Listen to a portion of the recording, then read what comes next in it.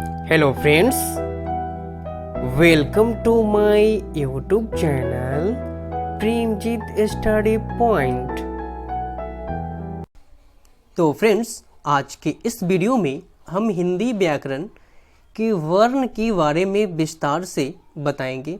तो फ्रेंड्स, यहाँ पर हम वर्ण से संबंधित वह सभी महत्वपूर्ण प्रश्नों को बताएंगे जो परीक्षाओं में अक्सर पूछे जाते हैं, जैसे कि वर्ण किसे कहते हैं, वर्ण की परिभाषा, वर्ण के प्रकार आदि। इन सभी प्रश्नों के उत्तर आज के इस वीडियो में विस्तार से बताएंगे।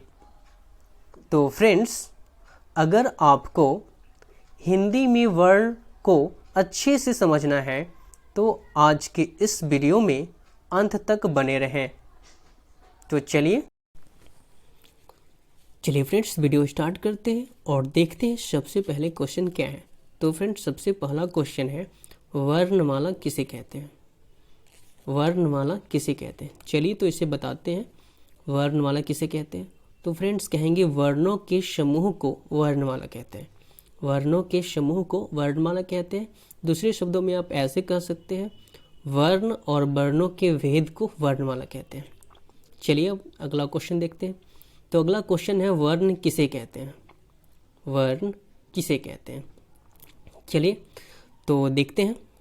तो फ्रेंड्स, कहेंगे वर्ण उस छोटी से छोटी ध्वनि को कहते हैं। वर्ण उस छोटी से छोटी ध्वनि को कहते हैं जिसके खंड या टुकड़े ना हो सके। क्या कहलाती है? तो वर्ण। ठीक है, वर्ण उस छोटी से छोटी ध्वनि को कहते हैं जिसके खंड या टुकड़े ना हो सके। ठीक है, जैसे देखते हैं।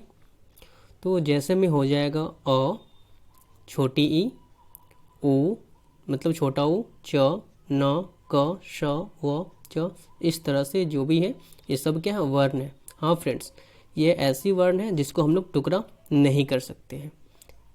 चलिए अब हम नेक्स्ट देखते हैं। तो वर्ण के कितने भेद होते हैं? तो फ्रेंड्स, वर्ण के दो भेद होते हैं। फर्स्ट को बोलते हैं स्वर और दूसरा जो है उसको कहते हैं व्यंजन। दूसरा को क्या कहते हैं? व्यंजन। अब हम एक एक करके देखते हैं कि स्वर वर्ण क्या होता है और व्यंजन वर्ण क्या होता है। तो चलिए सबसे पहले देखते हैं, स्वर वर्ण किसे कहते हैं? स्वर वर्ण किसे कहते हैं? चलिए तो हम बताते हैं स्वर वर्ण किसे कहते हैं। तो फ्रेंड्स, स्वर उन वर्णों को कहते हैं जिनका उच्चारण स्वयं होता है। स्वर उन वर्णों को कहते हैं जिनका उच्चारण स्वयं होता है। कहने का मतलब ये है कि स्वर उन वर्णों को कहते हैं जो किसी दूसरे वर्ण से सहायता नहीं लेते हैं, उनका उच्चारण स्वयं होता है। ठीक है, अब स्वर वर्ण की संख्या 11 होती है। स्वर वर्ण की संख्या 11 होती है। कौन कौन? चलिए मैं बताता हूँ। तो अ, आ, छोटी, बड़ी, छोटा ऊ, बड़ा ऊ, री, ए, ओ, औ। तो ये जो है 11 है जो कि स्वर वर्ण है। चलिए अब हम आगे देखते हैं और जानते हैं स्वर वर्ण के कितने भेद होते हैं। तो फ्रेंड्स, स्वर वर्ण के दो भेद होते हैं। स्वर वर्ण के दो भेद होते हैं। एक को बोलते हैं हर्ष स्वर और दूसरे वाले को बोलते हैं दीर्घ स्वर। ठीक है, अब हम एक एक करके देखते हैं कि हर्ष स्वर किसे कहते हैं और दीर्घ स्वर किसे कहते हैं। तो चलिए सबसे पहले हम जानते हैं कि हर्ष स्वर क्या होता है। ठीक है, हर्ष स्वर किसे कहते हैं? तो आइए हम बताते हैं। चलिए तो देखते हैं हर्ष स्वर किसे कहते हैं। जिन स्वरों के उच्चारण में बहुत कम समय लगता है उन्हें हर्ष स्वर कहा जाता है। जिन स्वरों के उच्चारण में बहुत कम समय लगता है उन्हें हर्ष स्वर कहा जाता है। ठीक है, देखते हैं कौन कौन सा ऐसा स्वर है जिनमें कम समय लगता है। तो अ, छोटी, ओ, री, ये चार जो है हर्ष स्वर है। ठीक है, अ, छोटा ई, छोटा ओ और री, ये चार जो है हर्ष स्वर है। चलिए अब जानते हैं दीर्घ स्वर किसे कहते हैं। दीर्घ स्वर किसे कहते हैं? तो चलिए बताते हैं दीर्घ स्वर किसे कहते हैं। तो फ्रेंड्स, जिन स्वरों के उच्चारण में हर्ष स्वर से लगभग दोगुना समय लगता है वे दीर्घ स्वर कहलाते हैं। जिन स्वरों के उच्चारण में हर्ष हर्ष स्वरों से लगभग दोगुना समय लगता है वे दीर्घ स्वर कहलाते हैं। ठीक है, हर्ष स्वर जो है उससे दोगुना समय लगता है दीर्घ स्वर को प्रोनाउंसिएशन करने में। जैसे कौन कौन होगा, आ, ई, उ मतलब बड़ा ऊ, ए ओ औ। तो ये इसकी संख्या जो होती है 7 होती है दीर्घ स्वर की, जो कि क्या है मैंने आपको बता दिया। चलिए अब हम जानते हैं मात्रा किसे कहते हैं। मात्रा किसे कहते हैं? जी हाँ दोस्तों, मात्रा किसे कहते हैं? तो स्वरों के निश्चित चिन्हों को मात्रा कहते हैं। स्वरों के निश्चित चिन्हों को मात्रा कहते हैं। ठीक है, चलिए अब हम आगे देखते हैं आगे है क्या। तो फ्रेंड्स आगे है अनुनासिक। अनुनासिक क्या होता है इसके बारे में जानते हैं। तो जो स्वर मुख और नाक से बोले जाते हैं वे अनुनासिक स्वर कहलाते हैं। इनके ऊपर चंद्र बिंदु लगाया जाता है।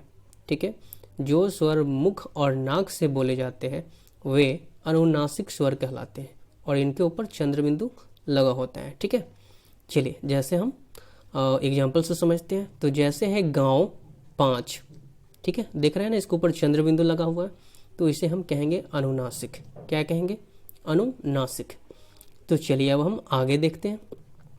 तो फ्रेंड्स आगे है अनुस्वार। अनुस्वार क्या होता है चलिए मैं बताता हूँ। तो जिन वर्ण का उच्चारण करते समय हवा केवल नाक से बाहर निकलती है उसे अनुस्वार कहते हैं। ठीक है, और इसका चिन्ह केवल बिंदी होता है। ठीक है, जिन वर्ण का उच्चारण करते समय हवा केवल नाक से बाहर निकलती है उसे अनुस्वार कहते हैं और इसका चिन्ह केवल बिंदी है।